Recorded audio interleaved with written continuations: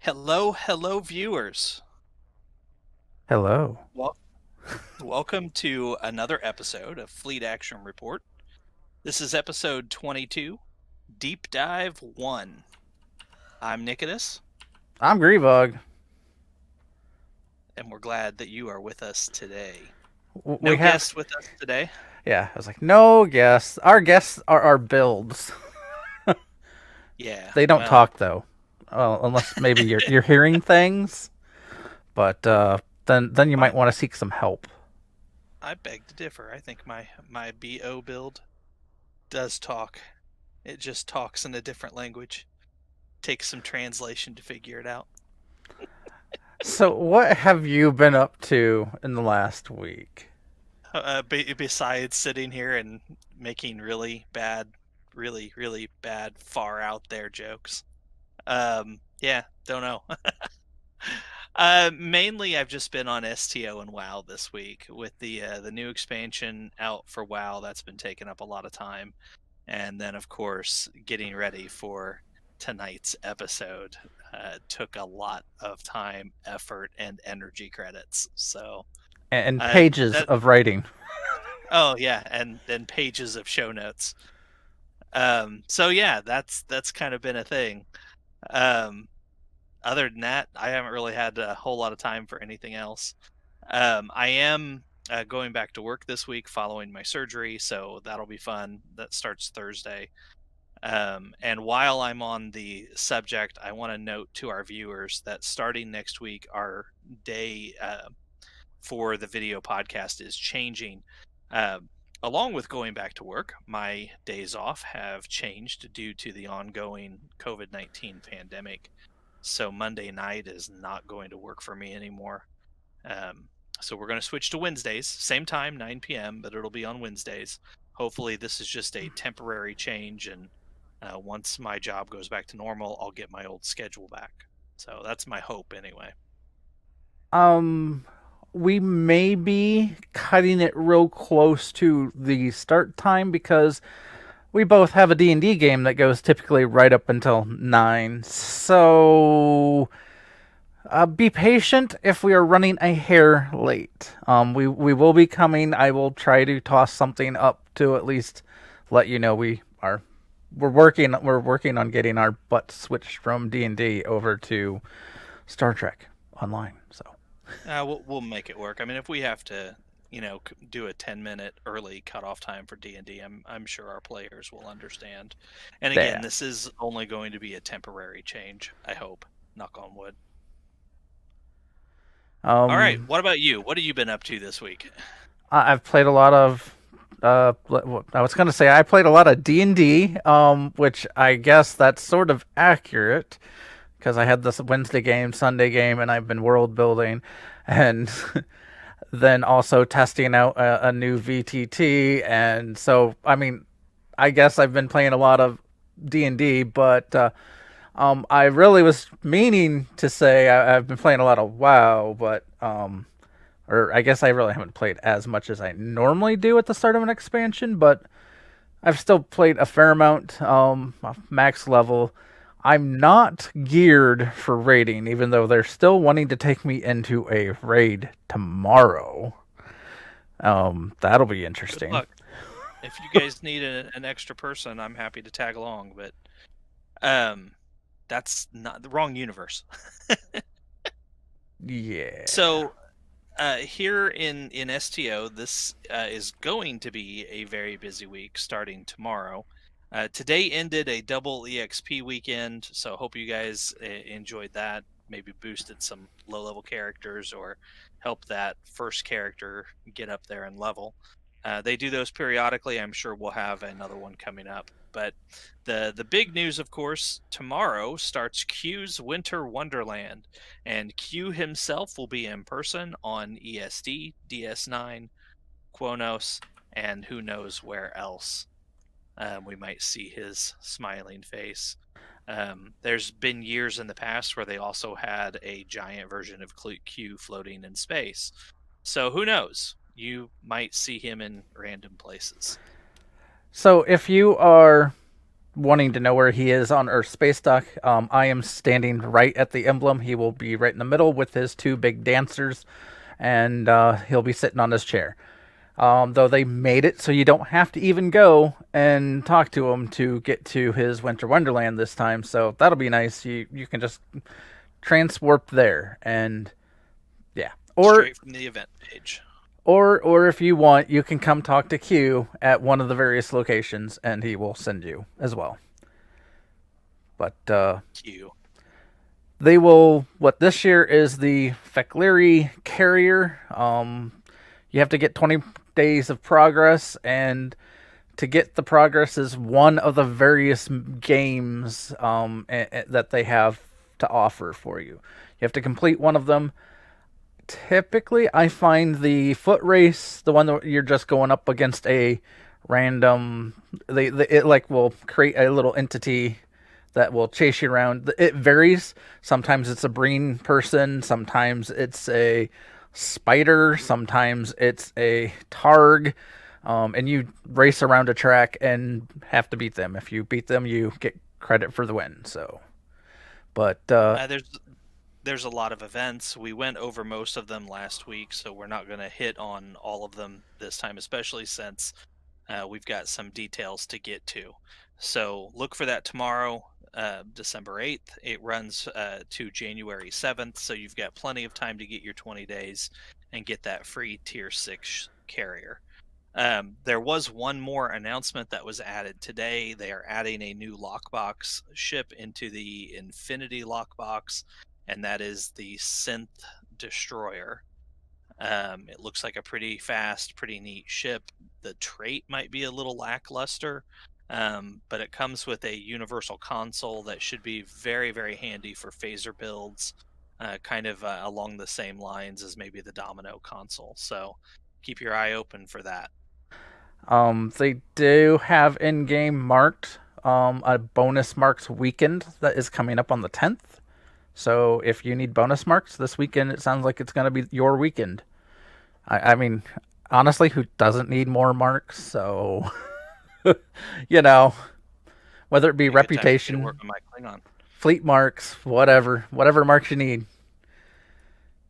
I guess we'll get to. I'll go into my ship, so that way we can get to the primary target here.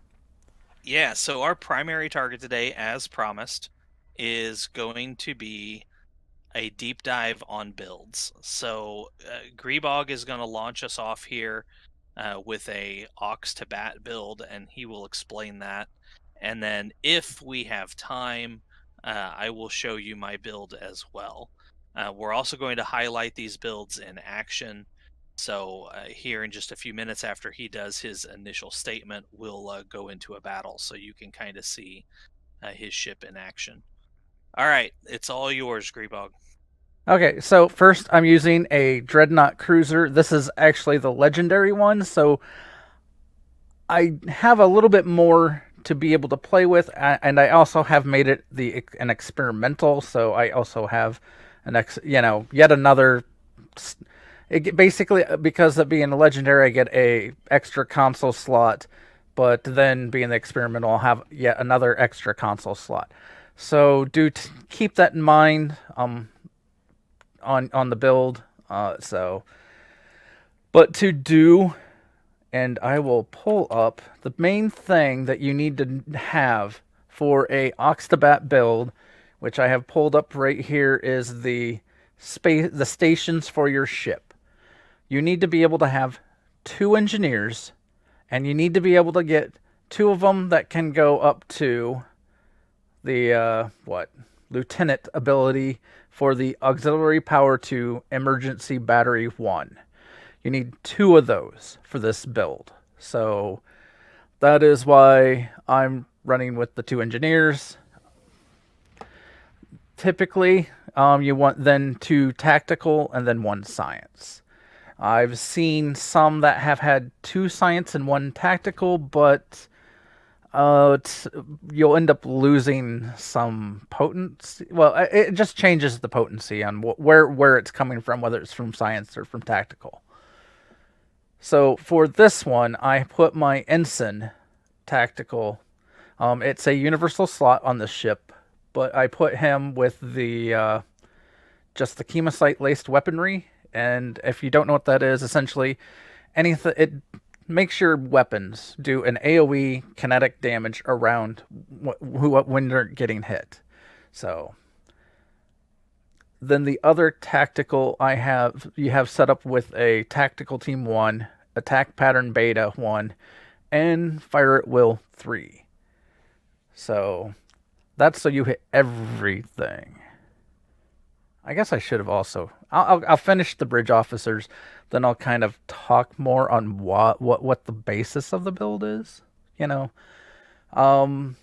since this one has it's another universal slot, but it's a lieutenant commander one. But because it has the command specialist, I'm able to use one power that sometimes you don't need or don't have.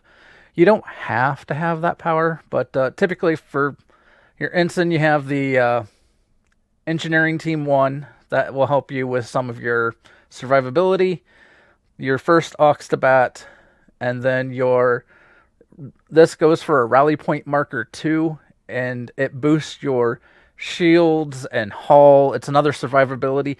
And the nice thing about this one is anyone that's around you, it essentially puts you as a rally marker. And as you're flying around, and if your team comes around you inside the radius, you will heal them as well. So it's kind of a good team build with that. If you don't have that, let's see. I think I was recommending having a second aux to bat in that spot, but you would go with an aux to bat 2. That is a common alternative instead of the rally point marker. I went with the rally point marker for the survivability. Yeah. So for the other engineer, he is getting all the power. Yes. If before you go into your commander engineer here, so would you run 3 aux to bats then, or would you still just have 2 and you would run 3? Commander would have... Okay. So that's I looked at various aux to bat builds, and a lot of them they either run 2 or they run 3. And with the like instead of that rally point marker 2, they would just run another aux to bat there. I kind of don't think it's needed. And so do and some of the people some of the things that post and stuff I was reading, they also kind of think the same lines I was. And so they went with the rally point marker 2, and I'm like, that makes sense because survivability. Sometimes survivability is a big thing in a fight. With this build, you have a high chance of getting lots of threat.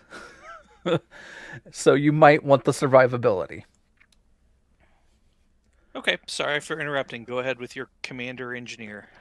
So commander engineer, you have your emergency powers to the shield. That is so that way you can get some more shields power survivability. Your second aux to bat 1. Then you have your emergency power to weapons. It's a good power to have to boost some damage. And then also reverse shield polarity 3. This is one of the big ones to help you on survivability. So, yeah. And then your science, typically you just run with a science team 1 and then hazard emitters 2. The hazard emitters 2 is for survivability. The science team 1 is a little bit of survivability. I think it also boosts some of your science, but it removes your debuffs. It's good for removing debuffs. That's what it was. Like, I know there's another reason other than just survivability, which honestly, science, and boosting your shield regen stuff is good also for survivability, not just the debuffs. Okay, that is the bridge officers. The big key on this is down here. Oh, you probably can't see it on my screen. Let me hit this, drag it up into a spot anyone can see. So I just drug the power settings up into the screen, and essentially you all these green on top of where the actual power. I'll tell you what I have them set to in a bit, but you're essentially here. I will click the aux to bat, and you'll watch that these powers will just skyrocket, except for obviously the battery. And essentially, you are with the consoles, with your bridge officers, and the abilities. You can basically push all of your power ratings except for the battery one to max out. Essentially, though, with the aux to bat, you are flatlining, setting it steady at a 50. It doesn't go higher, it doesn't go lower. It just solid 50 across the board, or for it. But that's a big key to the build is, and if you don't know, which I didn't know for quite a long time, the main reason, if you have your power, if you max out the power on your weapons, you do more damage. I mean, it makes sense. I never thought about it. So, and same with like the more power you put to shields, the more shields you have, the more and shield regen. The more power you have on your engines, the faster you're gonna fly. Stuff like that. And all right, let's jump into duty officers now. And if you have questions on this build, there's yeah, chime in. Now, I do have 6 active duty officers for space. I apparently haven't set my 6th one for ground yet. Whatever. For getting to 6, you have to have your fleet spire high enough on tier, and then there is a duty officer person there, vendor, that they will have. One of the options is to buy extra slots for your duty officers, like active slots, and that will bring you to 6. I think you have to be tier 3 on the spire for one of the branches. I can't remember which. It would say in the holdings. So, but the key, the main key on doing this build is having 3 technicians with the aux to battery cooldown reduction. They are, like I said, they're technicians. They're right here. Recharge, bridge officer abilities reduced after aux to battery. So I have 3 of them. This one also has a special that increases damage versus Alachi. I went with that because why not?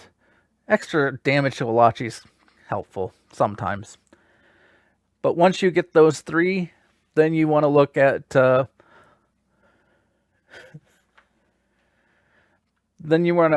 having a they're both energy weapons specialists, and they only come out of the Delta Alliance packs. Now you can buy Delta Alliance packs, or you can do what I did, and you will want, which is I went to the exchange and bought them. I think they ranged from 2 or 3 million credits to 4 or 5 million credits. And you're going to want one that does stacking crit chance and one that does stacking crit severity. And basically, anytime you fire a weapon, you're going to keep stacking crit as you go. You do want blue or higher quality, so do note that. I don't think it is as viable with those 2 if they are not blue quality. But let's see. The final one is a fabrication engineer. However, you could opt for something else. The other option would be to go with a quartermaster.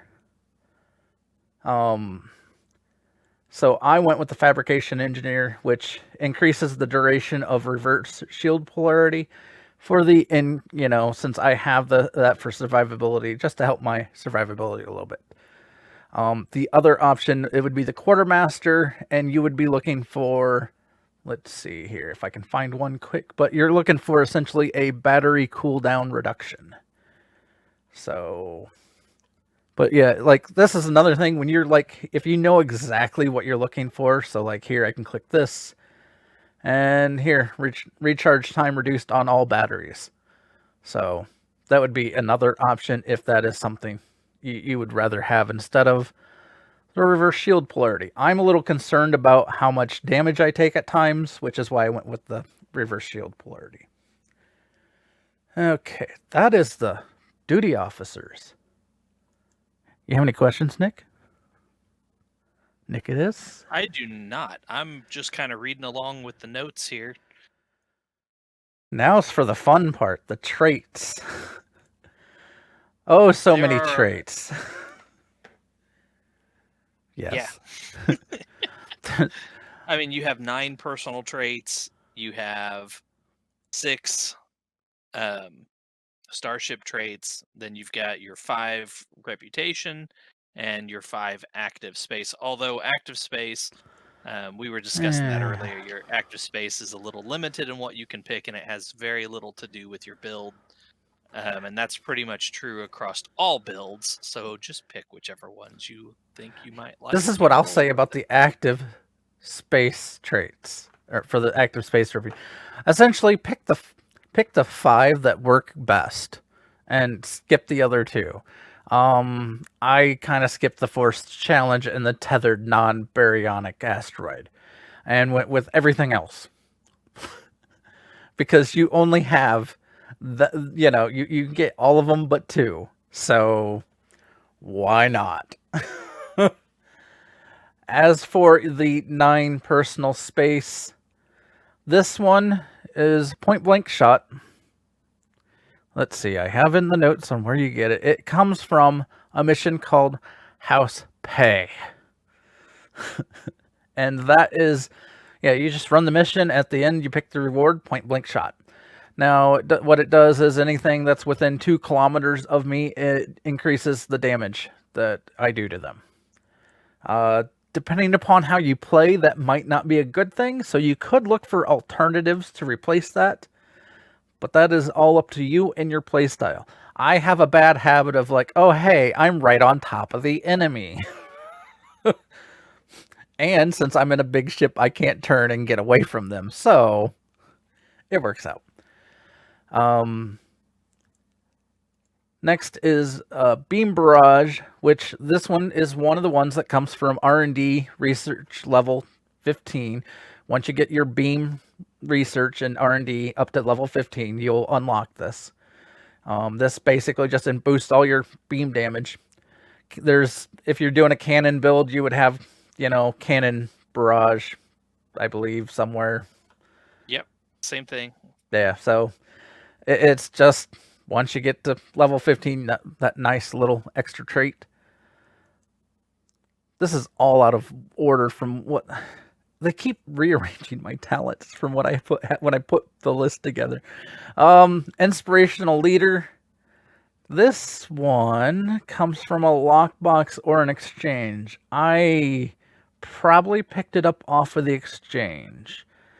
Increases the skills from using bridge officer abilities.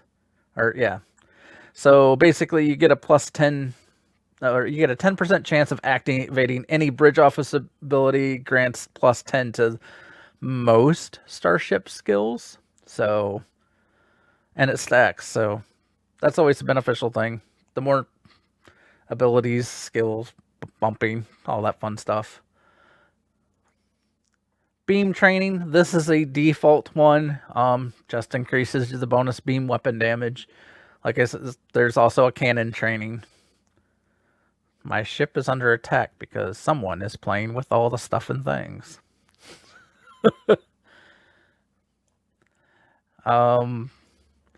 Then fleet coordinator. This one is, I believe it's also a default one. It's a space trait. Yeah.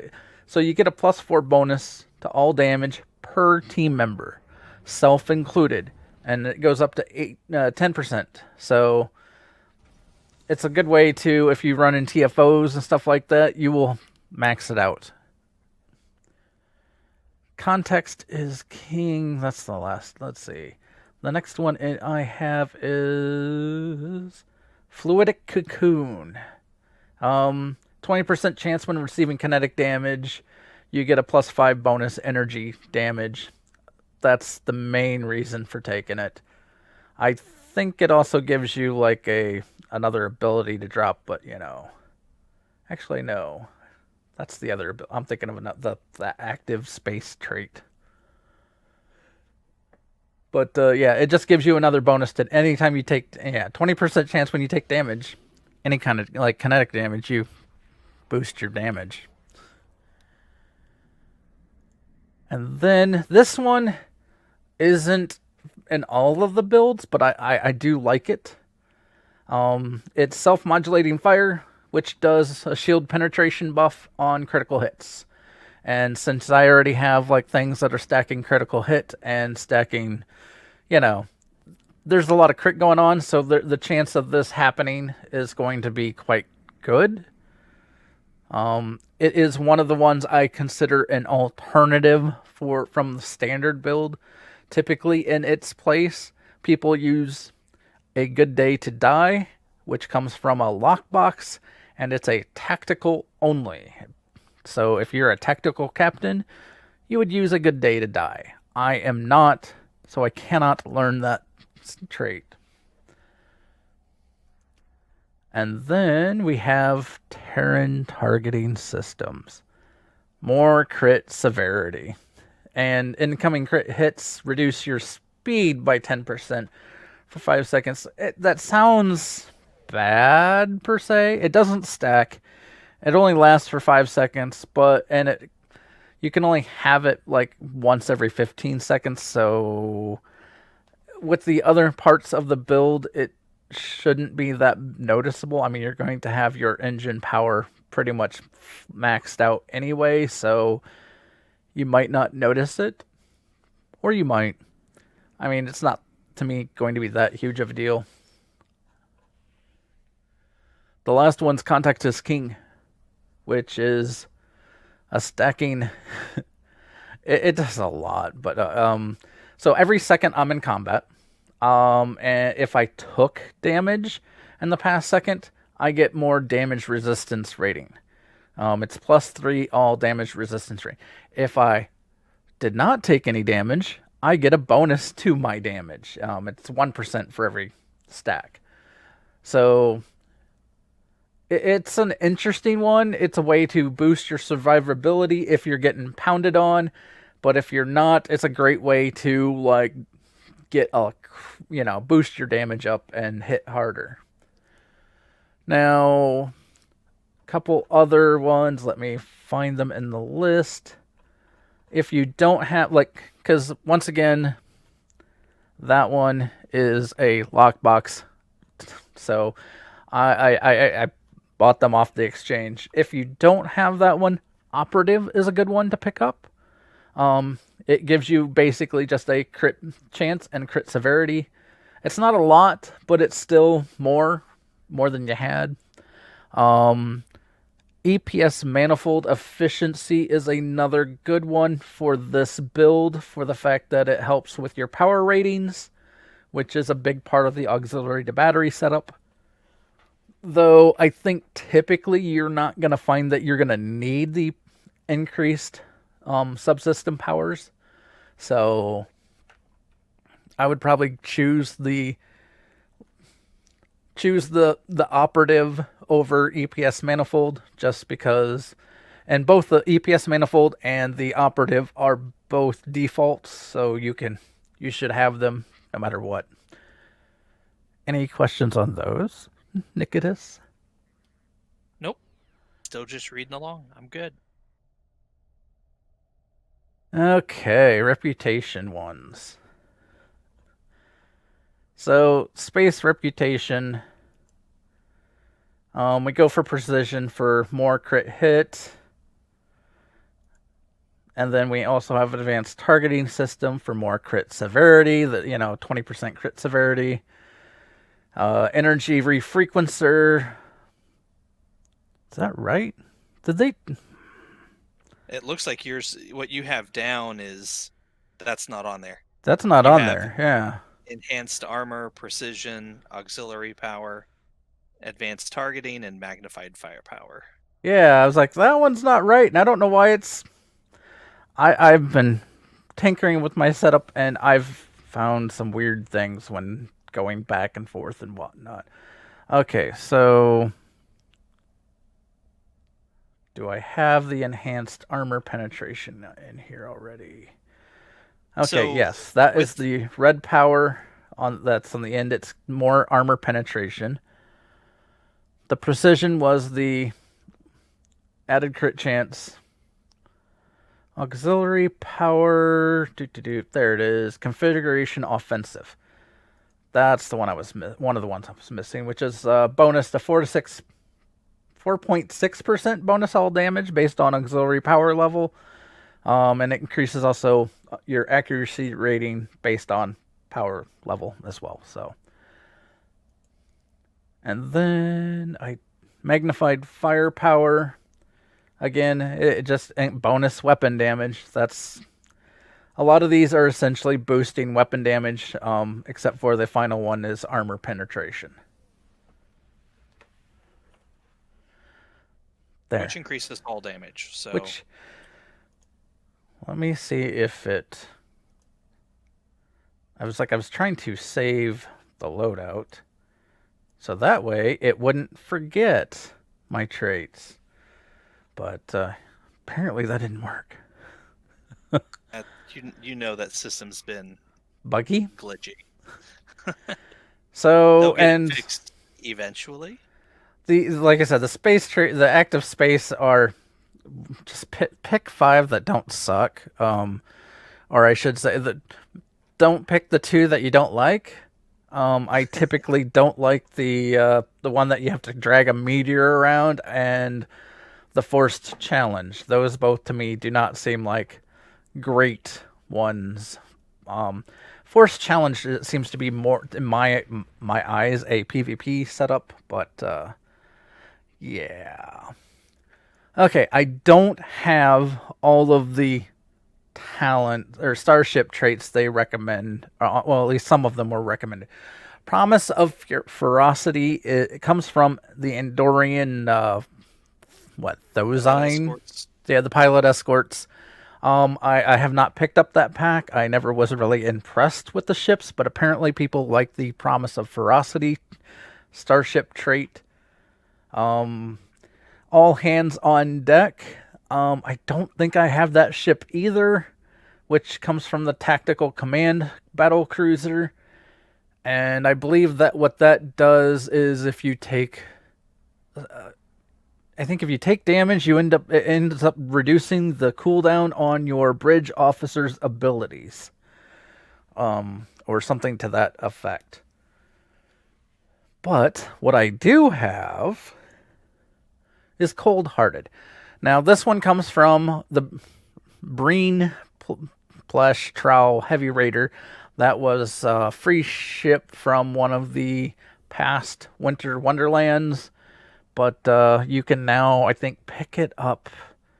Is it in the Lobby store or... I don't know. It's probably a Phoenix. Okay. Phoenix prize pack. You can still pick it up. It is out there. Yeah, fix my spelling. Essentially, while active energy weapons apply Cold-Hearted to foes, each stack, it reduces their speed and all the damage resistance ratings they have, and and they're -2 to current max and all subsystem. Basically, it's much like Breen stuff. It sucks the power out of the enemy. They hit lighter, they move slower, and they don't have as much power to do what they want to do. Energy weapon or energy or if I can read, emergency weapon cycle. This is basically on emergency powered weapons, which is one of your abilities you've got on a bridge officer. It does a -50% weapon power cost for 30 seconds and 20% firing cycle haste. So a lot of times what you're going to want to do is trigger your fire at will and your, I was like, with this trait, your emergency power weapons 3 and your fire at will 3 at the same time, and you will just see, you become a disco ball of laser beams. um, as I wanted, you become the Death Blossom. Or, I mean, wrong world. Oh, that's an old movie reference. I was not expecting that. You know me, I'm old. Uh, Pulled out the wow from the Gunstar there. Nice. Last Starfighter. For those that didn't know, Was not expecting that one. Moving right along. next is I go with redirecting arrays. It's for working with your fire at will. So while you do fire at will, or while it's active, any damage you receive will periodically extend the duration. So you can extend it up to, well, what? Yeah, any damage grants 0.33 seconds. It can go up to 15 seconds added onto your fire at will. If you are getting the threat, it is a great way to have your fire at will last so long that the cooldown has come off beam fire at will, that you can trigger again as soon as it came off cool, or you stop shooting. So, well, that's the whole point of Ox to Bat, isn't it? I mean, pretty you much. hit Ox to Bat, which reduces your cooldowns, boosts your power levels. You hit Ox to Bat, which reduces your cooldowns, increases your power levels. Yep.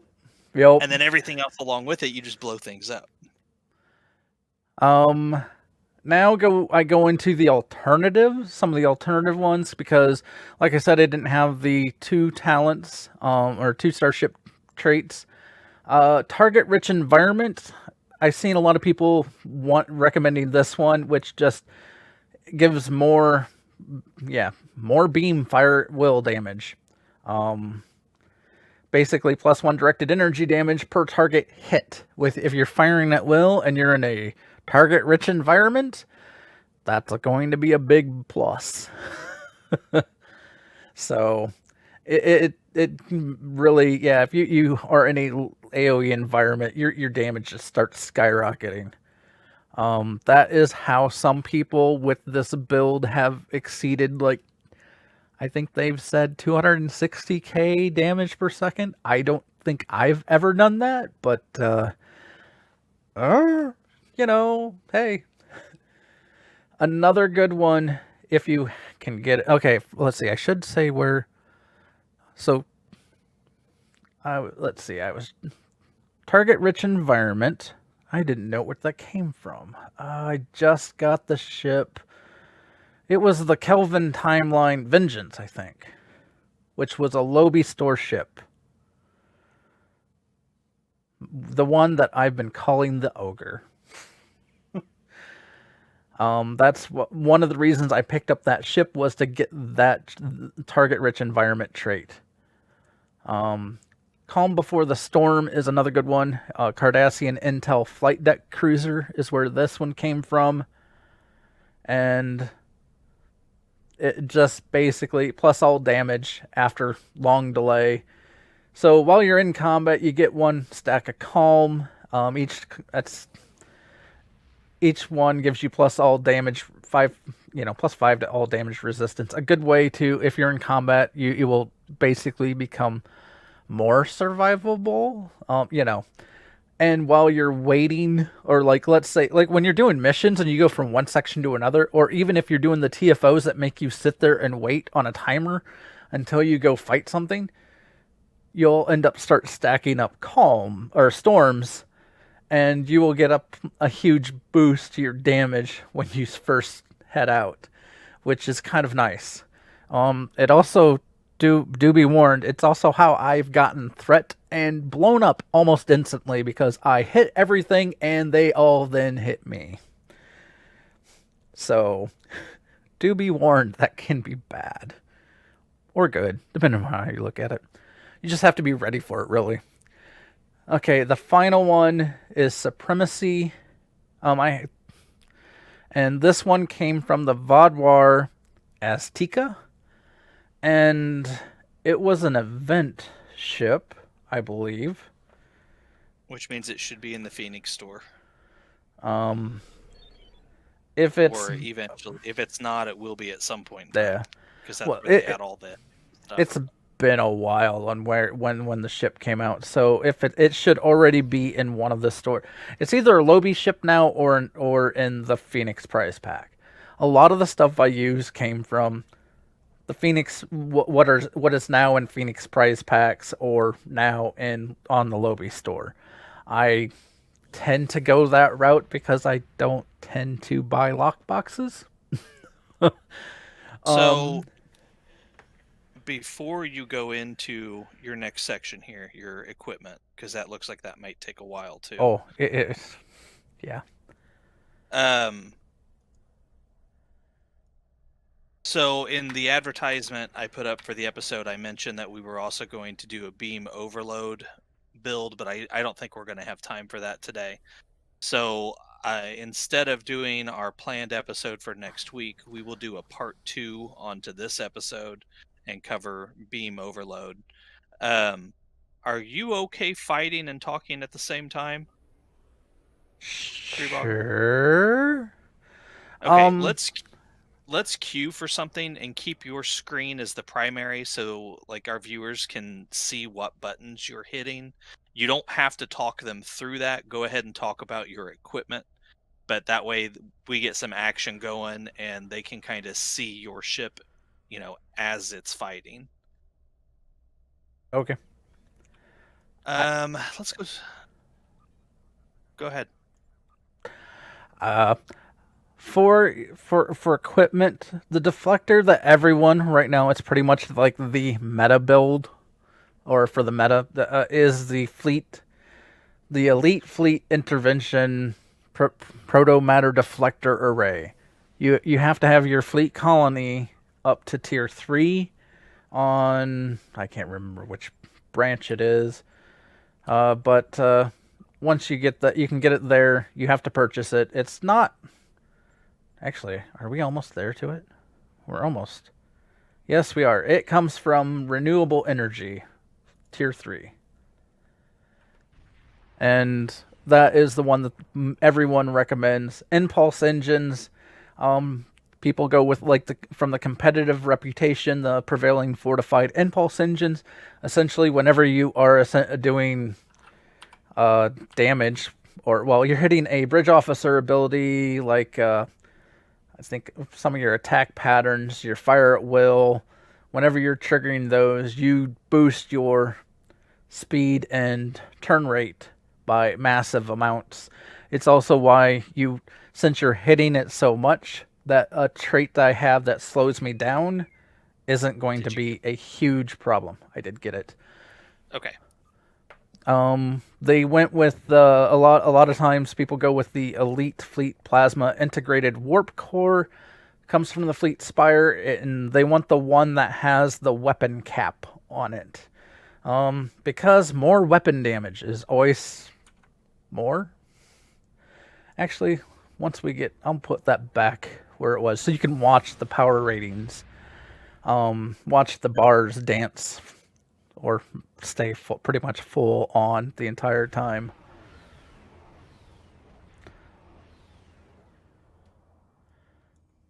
Here, I'm going to move that back. You can watch my power ratings. Now, I do have a hangar bay, and I am using the Elite Scorpion Fighters on this. They aren't a real big part of the build. Well, since everyone else... Oh, no, he's not moving. I'll come and help.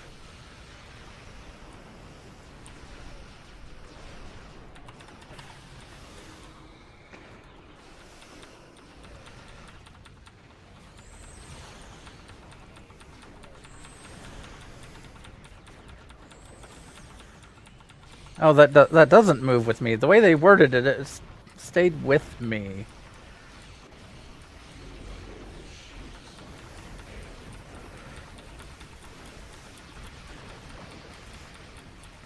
Are we on advanced or?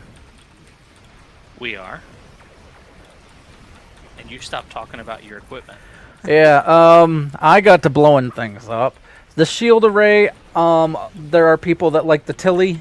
I typically just go with, since I don't have the Tilly one yet, I haven't really tested it out. I currently have just the prevailing, which is also from the competitive mark. The Tilly one is from the Discovery Reputation, and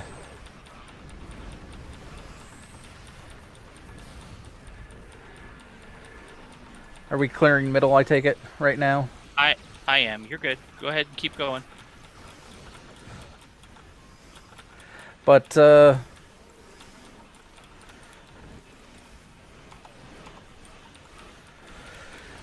let's see. For devices, I love the red matter capacitor. I also really enjoy... Come on, I gotta hit the nano probe.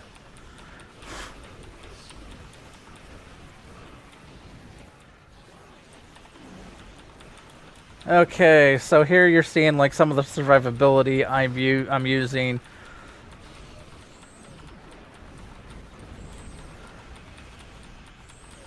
And you've noticed with some of the abilities I've procced a secondary shield. That comes from too much. I have too much stuff. I can't remember half the stuff I put on what it triggers. Oh, hey. This was advanced? This is advanced. Oh, hey, I should also put that up. I do more damage that way.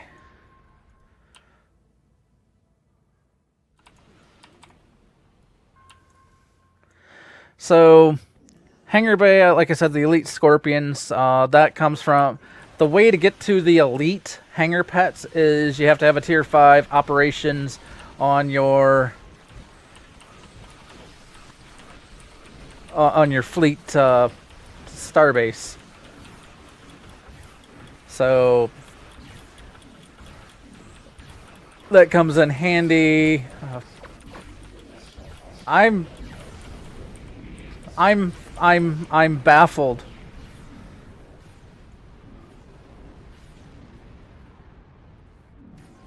I'm apparently we had a really good team.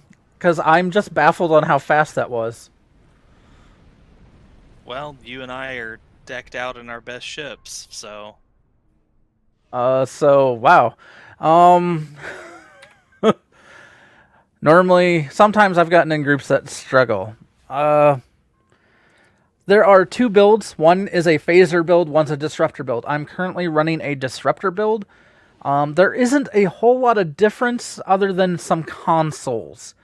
A lot of the consoles are both.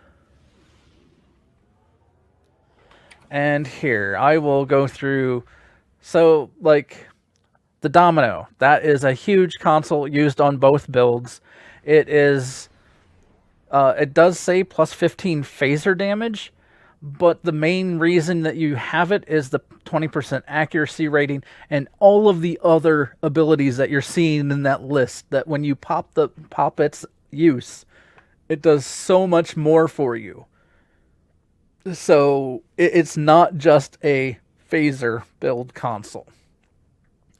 The bioneural infusion circuits also typically on both builds. Let's see. I was like, there's a lot of the consoles just don't.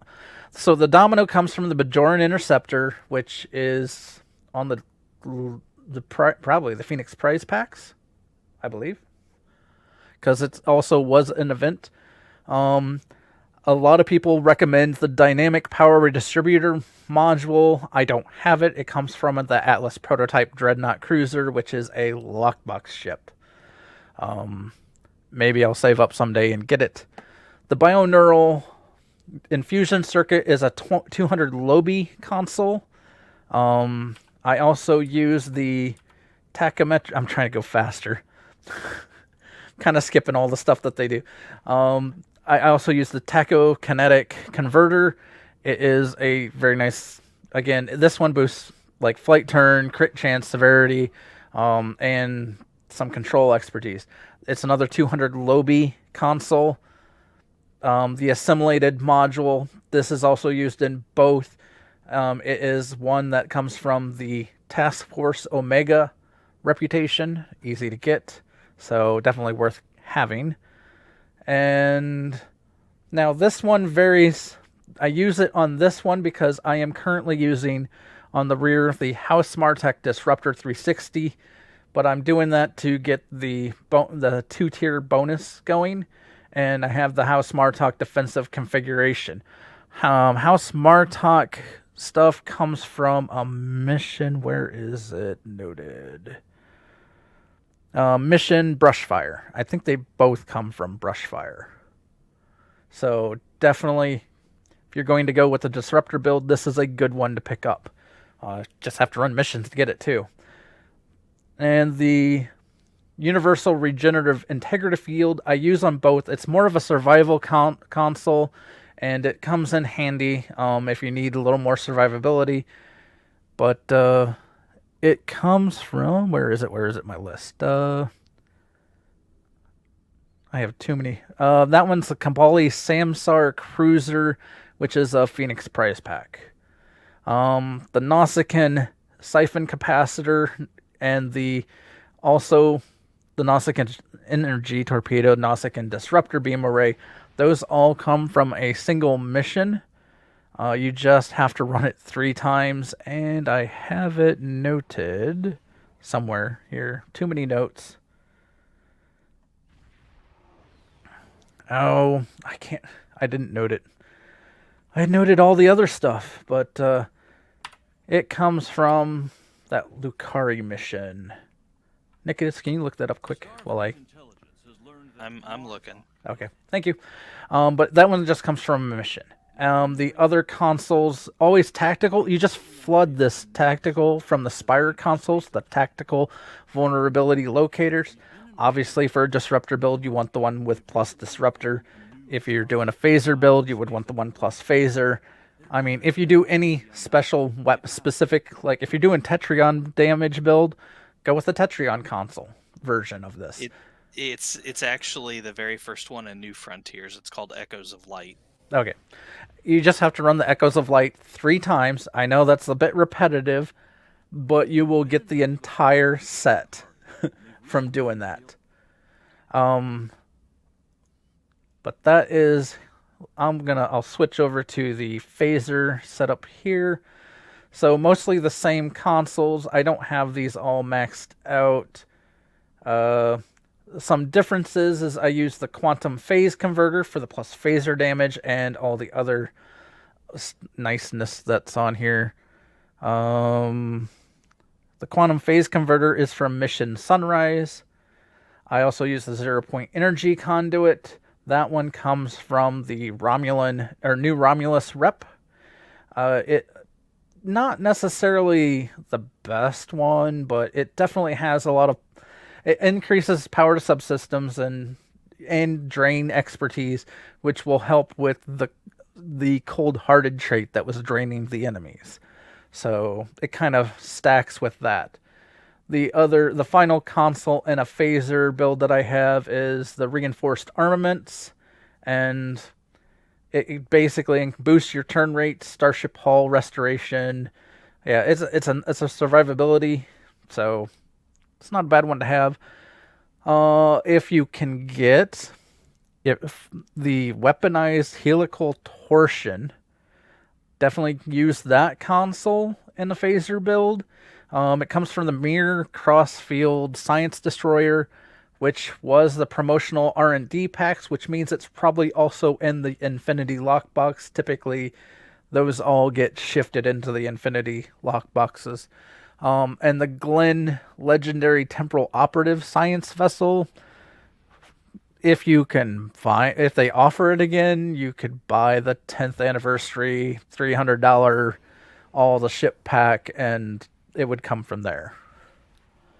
But since they don't offer it, you would be stuck with getting the ship from the exchange or probably from the Infinity Lockbox. Um, I also tend to like to use the Prior World's Elite Defense Satellite. It is a nice little console that what it does is you drop essentially behind you a satellite that will tractor beam all your enemies in together.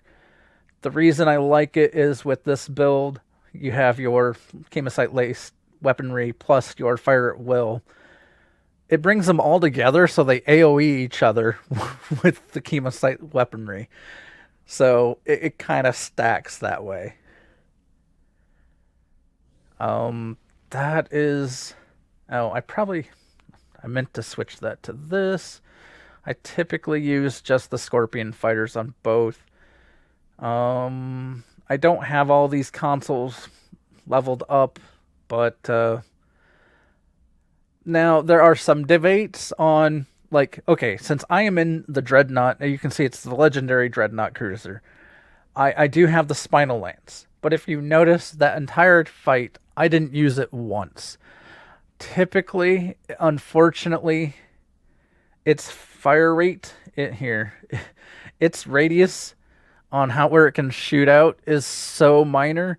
Having something in front of you is sometimes a real pain, which is why some people don't even bother and go with the disruptor build. Because while it's nice to boost, it will only do phaser damage. But I mean, if you want to go phaser build, you can boost the power of it. You just have to help try to turn faster. You could probably use your, evasive maneuvers to turn faster and shoot them in the face with the lance. As I have sped through the last part of that build. Let's, before we leave off, let's queue up for a patrol. I would like to do Unity in the Brothra system. Okay. And then you can talk about your power settings. Oh yes, my power. I did. So if you didn't know, go ahead and launch before you get into that. Oh, your patrol. We're going to Argala, or Unity. Unity. It's the Brothra system. There it is. Launch. Okay. So, if you didn't know, which I didn't know at the start, or had no clue why I would ever switch off my power settings from the default. Yeah, that's nice. Go away. I had no clue why you would switch off your default power settings from what they are. But with this, a lot of people, the current meta apparently seems to be to... Oh, Vodwar. You went big. Yeah, pretty much. Oh boy. Brace for impact. Brace for impact. But, so you can adjust your power ratings if you didn't know that. Typically you probably want to have some default settings to switch around if you need to boost your... Boy, I start shooting forward when I start using my abilities. It's those engines, man. Yeah. That's why I'm not so worried about that one. I have that one starship trait that's supposed to slow me down every time I get hit. And it's not... I don't worry about it because of that right there. I need to get used to using that...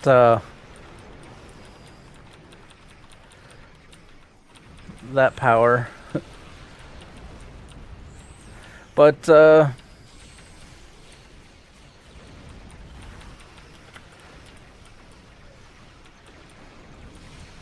So when you shift your power settings, and as you can see, I'm pretty much always full power on everything all the time. As now I'm way too far away from someone because I shot way out.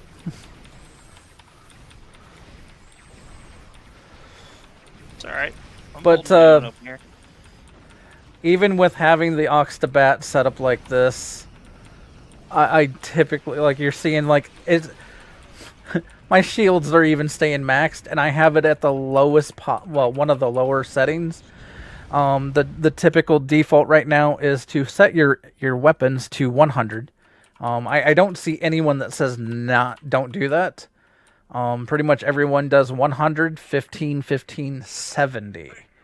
I don't know that I like it, and I was reading some other people's thoughts and whatnot, and I kind of like the one guy. He took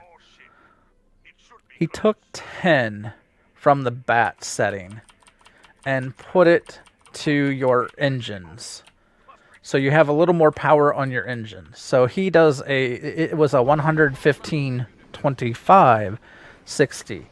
The way to get, so you're kind of, like, when you start playing with them, you'll notice they will move around a little bit on their own and adjust and try to counter what you're doing. Once you move one of the sliders to where you want it, at the top of the slider, you can click the lock, and it will lock that bar so it won't change anymore. And then you can move the next slider to what you want it and do it again.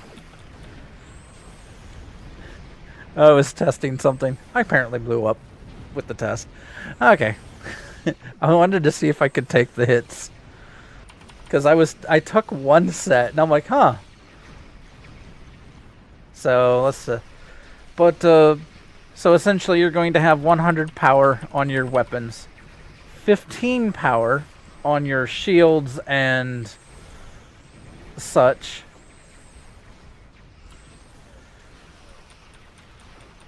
Can I get back in time?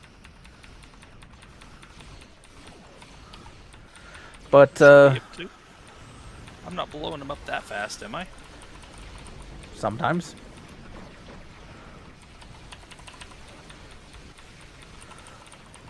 Oh, they got me in a hold.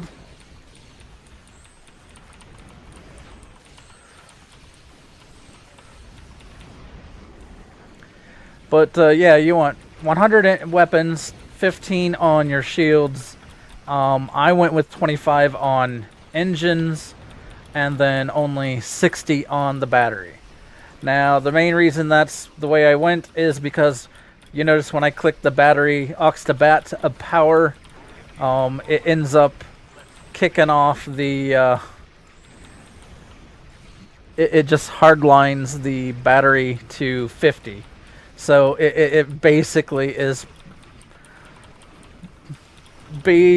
it doesn't matter what I set it to, because it's just going to sit there at 50 the entire time. So, Thank you. I believe we have taken an important step. Oops. With species victory. But so that's why I went to I set it to 60. So 115, 25 for your engines and 60 for your for your battery. And like then once you get it saved, like, you can click, I have up here, I put the attack one, and then I just set the preset to current values. And that means now when I click to something else, and I click back, it automatically goes back to that 115, 25, 60. So it makes it handy. And if you want to change your display for power, there are 3 different settings on how the power is displayed. I think this is the third one. The second one, it takes away the save button and stuff like that. And the first one just gives you the numbers. So I kind of like the bars, because it's kind of cool to see the bars dance. So, well, I mean, also it kind of gives you a better, very quickly visual on where your power settings are.